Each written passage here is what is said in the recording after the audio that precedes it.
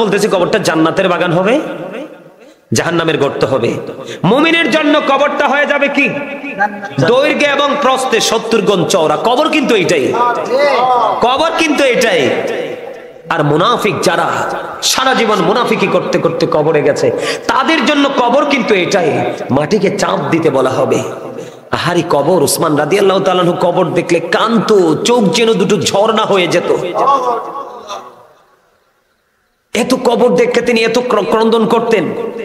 মা এই কবর কিন্তু এটাই। মুনাফিকের সম্পর্কে আল্লাহ গায়েব থেকে আওয়াজ, মাটি রেখে চাপ দে, চাপের সাথে সঙ্গে সঙ্গে একটা হাড় আর একটা হাড়ের ভিতরে ঢুকে যাবে। চিৎকার, হাহাকার, কান্নাকাটি, কে শুনবে সেদিন? ওখানে বিজ্ঞান পর্যন্ত ব্যর্থ। ঠিক না? পৃথিবীর সকল খবর দেখবেন বিজ্ঞান আপনাকে দিতে পারবে, যদিও সন্দেহ থাকে। কিন্তু 3.5 হাত মাটির কর আপনার ঘরের সাথেই বাস মোড়ায়, এই খবর বিজ্ঞান দিতে পারে না। কি সেই রহস্য ঘেরা ঘর? মাত্র ছোট্ট একটা মাটির ঘর, কি আছে সেটাতে? আল্লাহ রাব্বুল আলামিন বলতেছে, বন্ধু কবরে যাওয়ার আগে হোক সাবধান হয়ে আসতে হবে। ওই যে একটু আগে সূরার নাম বললাম, সূরা ইনফিতর, সূরা ইনফিতরের মধ্যে আল্লাহ রাব্বুল আলামিন আরেকটা ওয়াজ করেছেন, ওয়া ইযাল কুবুরু বুসিরাত আলিমাত নাফসুম মা কদ্দামাত ওয়া আখরাত। ও শিলাস্থানের মানুষ, আমার যুবক, আমার ভাই, আমার বাবারা, আমার মা, আমার বোনদেরকে ডেকে ডেকে বলছি, হৃদয় খুলে শোনো গো। ও বন্ধু, কেমন করে যাবা, কি নিয়ে যাবা কবরে? আল্লাহ রাব্বুল আলামিন জানিয়ে দিয়েছে, কবরটা যখন ওপেন হয়ে যাবে, উন্মোচিত হয়ে যাবে, কি করেছি আর কি করিনি সব আপনার আমার সামনে প্র্যাকটিক্যাল থাকবে। সুবহানাল্লাহ, লুকাতে পারবো না। ও বন্ধু, একজন ভাসবে আনন্দের সাগরে, আর একজন ভাসবে বন্ধু দুঃখের বন্যায় ভেসে যাবে রে। ও বন্ধু, মানুষ কিন্তু একটাই, মানুষ একটাই, ধর্ম একটাই, কিন্তু তার কর্ম ভালো না। ও বন্ধু, তোমাদেরকে বলি, দুনিয়ায় বিপদে পড়লে হাত পাততে পারো, পারো কি পারো না? কিন্তু ওপারে তো হাত পাতার জায়গা নাই। দুনিয়া অসুস্থ হলে আপনজন না নিলে সমাজের কেউ না কেউ ডাক্তারের কাছে নিয়ে যায় ট্রিটমেন্টের জন্য, কিন্তু ওপারে তো তোমার সঙ্গী কেউ নাই। এই জন্য বলছি বন্ধু, আল্লাহ বলতেছেন ইন্না বাতশা রাব্বিকা লাশাদীদ। একদিকে বলতেছেন সবকিছু ওপেন করা হবে, প্র্যাকটিক্যালি কে কি করেছি সব আমরা দেখতে পাবো আল্লাহ রাব্বুল আলামিন। অন্যদিকে বলতেছেন ইন্না বাতশা রাব্বিকা লাশাদীদ। আল্লাহ বলতেছেন the seizing of Allah is difficult. আল্লাহর ধর, আল্লাহর পাকড়াও বড় শক্ত, বড় কঠিন। আল্লাহ শক্ত করে ধরবে। হুজুর শক্ত করে কেন ধরবে গো? আল্লাহ বলেছেন শক্ত করে ধরার মানে হলো ইন্নাল্লাহা সারিউল হিসাব, Allah is quick to take account. Allah শক্ত করে ধরবে শুধু হিসাব নেওয়ার জন্য। কি করবা সেদিন ভাই বন্ধু আপন স্বজন? আমি তোমাদেরকে বলেছি ধন সম্পদ সন্তান সন্ততি একটাও কাজে লাগবে না। কোরআন শরীফের 19 পারা সূরা শুআরা 88 নম্বর আয়াত খুলে দেখো বন্ধু। আমি এই জন্য বলছি তুমি মরার আগে তোমার বাজার করে নাও। একটা হলো দেহ, দেহের বাজার পৃথিবীর সব জায়গায় পাওয়া যায়।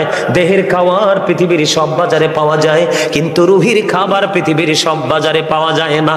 আজকের এই মাহফিল হলো তোমার রুহের বাজার করার মার্কেট। এটা তুমি পরপারে যাওয়ার পরে কাজে লাগবে, তার আগে নয় বন্ধু। আল্লাহ বলে দিয়েছেন লা ইয়ামুতু, people will not die that day, সেদিন আর মরার সুযোগ নাই। আল্লাহ বলেছেন ফিহা ওয়ালা ইয়াহইয়া, people will not be able to live that day, ওই দিন বাঁচার কোনো সুযোগ নাই। আল্লাহ বলেছেন মা হুমা গায়বিন, সূরা ইনফিতরের মধ্যে আসছে, ঠিক নেই? আল্লাহ বলতেছেন কি people will not be able to escape that day, সেদিন মানুষ চাইলেও সেখান থেকে পালাইতে পারবে না। বন্ধু বাঁচতেও পারবা না, মরতেও পারবা না, পালাতেও পারবা না। সবচেয়ে বড় দুঃখের খবর হলো, আমি দুটো খবর বলবো, বলে আলোচনা শেষ করে অন্যদিকে আমি যাব আপনাদেরকে নিয়ে। বন্ধু আমার দিকে তাকান, জান্নাতি যারা হবে, ওই যে শুরুতে একটা আয়াত তেলাওয়াত করেছিলাম মনে আসেনি? Join with my dear people, come to my paradise, ফাদখুলি ফি ইবাদি ওয়াদখুলি জান্নাতি। আল্লাহ বলতেছে আল্লাহর প্রিয় লোকদের সাথে যুক্ত হও আর আমার জান্নাতে চলে আসো। আল্লাহ বলতেছে তুমি যখন জান্নাতে যাবে, আল্লাহ বলতেছেন ইনদা রাব্বিহিম ইউরযাকুন, আল্লাহ জান্নাতে জান্নাতীদের জন্য জান্নাতে খাবার বরাদ্দ করে রাখছে। সুবহানাল্লাহ। আর যদি তুমি যারা হিসাব দিতে পারবে না, আল্লাহ আল্লাহ রাসূল থেকে দূরে, ওই মানুষগুলোর অবস্থা হবে ভয়ঙ্কর। ও বন্ধু, তাদের জন্য কোরআন এসেছে একটা খাবার, সেটার নাম হলো জাক্কুম। এই বর্তমানে যদি শিলাস্তানের জমিনে একটা ফোঁটা জাক্কুম পড়ে রে, গোটা পৃথিবীর মাটি বিষাক্ত হয়ে যাবে, কিয়ামত পর্যন্ত কোনো শস্য জন্ম হবে না। আর একটা খাবার এসেছে হাদিস শরীফে, যেটার নাম হলো বন্ধু তিনাতুল খাবাল। ইয়া রাসূলুল্লাহ, তিনাতুল খাবালটা কি গো?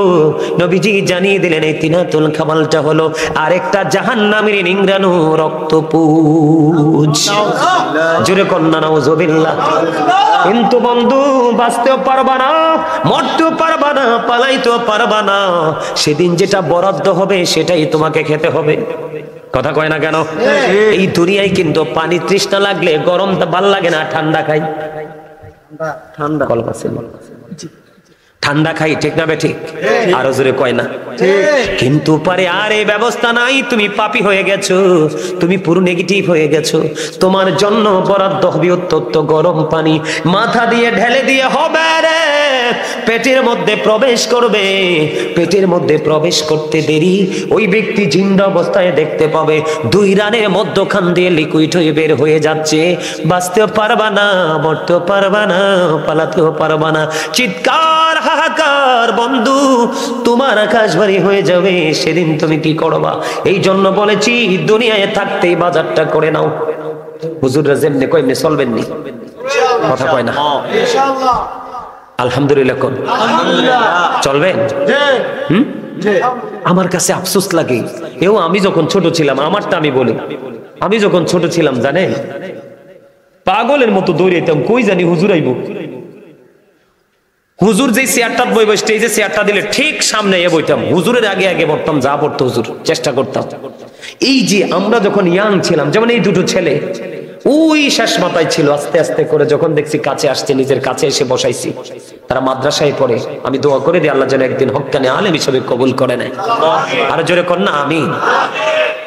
আমার জীবনে অনেক আলেমদের হাত আমার মাথায় লাগছে, অনেক আল্লাহর ওলিদের হাতের ছোঁয়া আমার মাথায় লাগছে।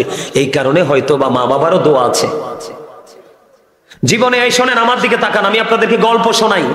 সালাউদ্দিন রামি, আমি আজকে এখানে বক্তা হিসেবে আসিনি, সালাউদ্দিন রামি নিজের ছোট ভাই মনে করি। আমি এবার আসতে চাইছিলাম না, আমি জানুয়ারির 5 তারিখ থেকে অসুস্থ। আজকে যদি সালাউদ্দিন আরেকটু পরে দিত, আমি স্টেজে আসতাম না। আমার আপনারা আগে যারা দেখছেন, আমার কি এরকম দেখছেন? আজকে 1 সপ্তাহে মোটামুটি একটু শরীরটা ভালো।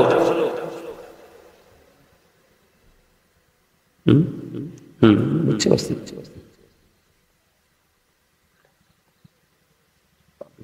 আপনাদের কাছে আজকে আসছি, আপনাদের কাছে একটা অনুরোধ করব, আপনারা কি আমার অনুরোধটা রাখবেন?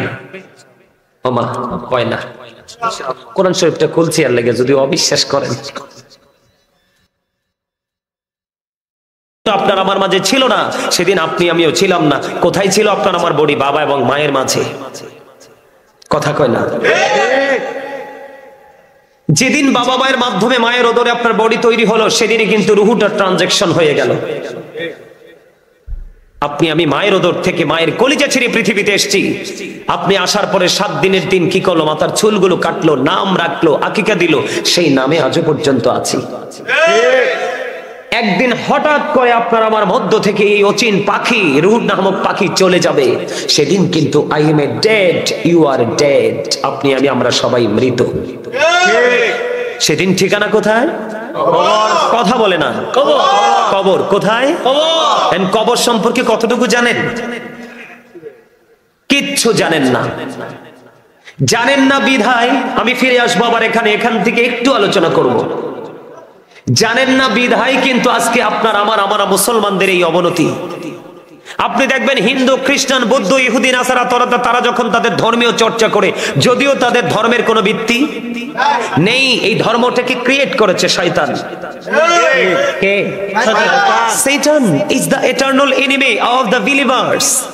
ইমানদারদের প্রকাশ্য শত্রু হলো শয়তান। কার? কিন্তু মুমিন যারা, মুত্তাকি যারা, আল্লাহ রাব্বুল আলামিন তাদের জন্য দিয়েছেন গড নিউজ। গড নিউজটা কেমন? আল্লাহ বলেছেন ইন্না কাইদা শাইতানি কানা দাঈফা। আল্লাহ বলেছেন শয়তান ডিসিপশন ইজ ভেরি উইক। মুমিনের জন্য, মুত্তাকিদের জন্য শয়তানের ধোঁকাটা একেবারে দুর্বল। মানে ডিসিপশন মানে শয়তানের অপকৌশল, এই কৌশলটা একেবারে দুর্বল, হাজার চেষ্টা করেও আটকাতে পারবে না। যেমন আজকে প্রমাণ, আপনারা দোকানের পাশে যখন আসতেছি, দোকানের পাশে দিয়ে লুকের জন্য আসতেই পারতেছি না, কিন্তু মাহফিলে এসে দেখি এখনো ফাঁকা। ঠিক জান্নাতীদের সংখ্যাও হবে অল্প। মসজিদে মুসল্লি কম হলে টেনশন করার দরকার নেই, মাহফিলে উপস্থিতি কম হলে টেনশন করার দরকার নেই। কারণ ওই জান্নাতি যেটা চিরস্থায়ী, যেটাকে ইংলিশে বলা হয় প্যারাডাইস, ওই যে জান্নাত আল্লাহ বাগান বানিয়ে রেখেছে, ওই বাগানে যারা যাবে থাকবে তাদের সংখ্যাটাও একেবারেই কম হবে। তাহলে আমরা যারা এসেছি আমাদের কি আসলে সৌভাগ্য না, খুশনসিব না? এবার আসেন যেটা বলতে চেয়েছি, শয়তান তাহলে আমাদের প্রকাশ্য শত্রু, কিন্তু শত্রু হলেও সে কিন্তু যারা আল্লাহ রাসূলের পাগল মুমিন যারা, তাদেরকে আটকাতে পারে না। বলছে কে? আল্লাহ। এবার আসেন, এই শয়তানে কিন্তু ইহুদি ধর্মটা তারা তৈরি করেছে, বিভিন্ন ভাবে তাদেরকে এক একজনকে এক একটা রং রাস্তার দিকে ধাবিত করে দিয়েছেন। যারা শয়তানের অনুসরণ অনুকরণ করে, আল্লাহ রাব্বুল আলামিন তাদের সম্পর্কে কি বলতেছেন? আল্লাহর কোরআনের মধ্যে এসেছে, আল্লাহ বলেছেন ইন্নাল কাফিরিনা কানু লাকুম আদুওয়াম মুবিনা। আল্লাহ বলতেছেন the heretics are the eternal enemy of the believers. ঈমানদারদের প্রকাশ্য শত্রু হলো বেঈমান কাফেরেরা। এখন আপনারা দেখেন, বেঈমান কাফেরদের কোনো ভিত্তি নেই, কি নেই? আল্লাহ কিন্তু বলেছেন উইদ্দাত লিল কাফিরিন। ওই এটা কি খিদা লাগছে নি সন্ধ্যা সময়? আচ্ছা ফোন করছে নাই, ও জান জলদি করে জান, তাইলে আমার দিকে তাকান। তাহলে বেঈমান কাফেরেরা শয়তানের অনুসারী হওয়ার কারণে আমরা ঈমানদার, আমরা মুমিন, আমরা আল্লাহ রাসূলের পাগল, আমরা কোরআন হাদিস মানি, আল্লাহ রাসূলের বিধান মানি, এজন্য আমরা মুমিন। আমাদের প্রকাশ্য শত্রু তারা কারা? কথা বলেন। এখন আমাদের দেশে আপনি দেখবেন, আপনারা যারা মুরব্বী, আপনাদের কথা কি বলবো, আপনাদের কথা বলার কোনো ভাষা নেই। আমি প্রায় আজ বলে থাকি, মুরব্বীদের অন্তর আল্লাহ রাসূলের প্রেম ভালোবাসায় ভরা। বর্তমান প্রজন্মের যুবক যুবতীদের অন্তর হিংসা, নোংরামি আর ইহুদি কালচারে ভরা। আমার কথাগুলো আপনাদের কাছে খারাপ লাগবে কিনা জানি না, বিশেষ করে অনেক যুবক ভাই আছো, তোমাদের কাছেও খারাপ লাগবে কিনা জানি না। আমি যেটা বলছি বাস্তব। দাদা ভাই সামনে আসেন না, এদিকে আসেন, সুন্দর করে বসেন না, ওইদিকে আসেন আসেন। আমারও দেখবেন এইভাবে, ঠিক আছে? আমি কেন বললাম, আজকে দেখেন আপনারা তো আছেন স্টেজে, আপনারা দেখেন পুরো প্যান্ডেলটাতে যা আছে সবগুলো মুরব্বী এবং মধ্যবয়সী, যুবক নাই বললেই চলে। হ্যাঁ দাদা ভাই ঠিক কথা বলেছেন। এখন আমার প্রশ্নটা হলো আপনাদের কাছে, মুরব্বী মানুষ আপনারা যখন চলে যাবেন, আপনারা চলে যাওয়ার পরে পৃথিবী আর বেশি দিন টিকিয়ে রাখা সম্ভব না। কেন? ইসলাম যখন প্রকাশিত হয়েছিল তখন ইসলাম ছিল গরিব, পৃথিবীর অবস্থা ভালো ছিল না। যখন ইসলাম পরিপূর্ণ যৌবনে পা রেখেছে তখন কিন্তু পৃথিবী ছিল সোনা রঙে রঙিন। আপনি সোনার হরিণকে খুঁজতে হয়নি, অটো এসে ধরা দিয়েছে। কিন্তু এখন আবার ইসলাম গরিব হয়ে যাচ্ছে। ইসলাম যখন গরিব হয়ে যাবে, অচেনা রোগ, অজানা রোগ মানুষের মাঝে বিস্তার করবে।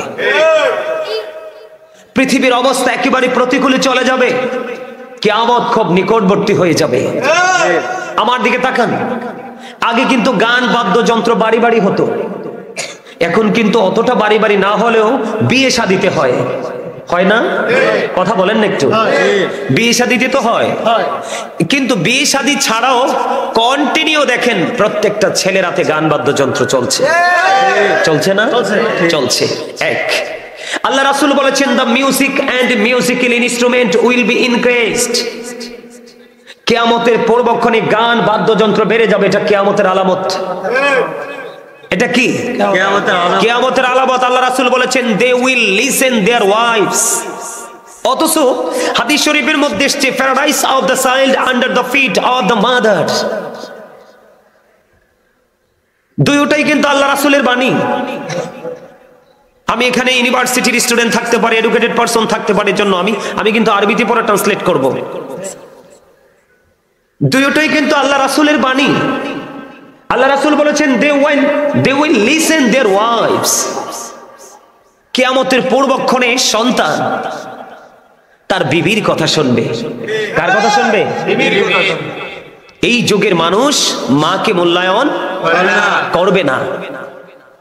কিয়ামতের পূর্বক্ষণে মা বাবার কোনো মূল্য থাকবে না। এটা কিয়ামতের আলামত। কিসের আলামত? কিয়ামতের আলামত। অথচ আল্লাহ রাসূল বলেছেন paradise of the child under the feet of the mother. Allah রাসূল বলেছেন ইন্নাল জান্নাতা তাহতা আকদামিল উম্মাহাতিকুম, তোমাদের মায়ের পায়ের নিচেই তোমাদের জান্নাত, বেহেশত। সুবহানাল্লাহ বলেন না? আরে আরো জোরে সুবহানাল্লাহ। প্রশ্ন করা হলো, ইয়া রাসূলুল্লাহ, আমার দিকে তাকান, আপনারা কি কষ্ট পান? আরো জোরে বলেন, কষ্ট পান? ভালো লাগে? যার যার কাছে ভালো লাগে আপনারা আমার কাছে চলে আসেন, সবাই আসেন। এই যে ফাঁকে ফাঁকে জায়গাগুলো, এগুলো কিন্তু জান্নাতের বাগানে বসার আদব না। যদি আলোচনা শোনার সত্যিকার ইচ্ছা থাকে চলে আসেন, আর যাদের যাওয়ার ইচ্ছে সুযোগে কথা কয় না, ঠিক আছে না রে? লারা জন পড়ছে, এই লারায় কেউ সামনে আসেন, যার যাওয়ার ইচ্ছাতে চলে যান, সুযোগ আছে না? বারবার উঠলে তো সবার সামনে দিয়ে মানুষ কি বলবে? মানুষে খারাপ বলবে না? এই জন্য বলছি আপনারা আমার কথা কষ্ট পাইয়েন না। মুসল্লিদেরকে মাঝে মাঝে একটু এনার্জি দিতে হয়। কি দিতে হয়? কারণ এখনকার মুসল্লিরা কিন্তু অত অ্যাক্টিভ না, কি না? এত অ্যাক্টিভ না, এই জন্য তাদেরকে একটু কি করতে হয়? বন্ধ।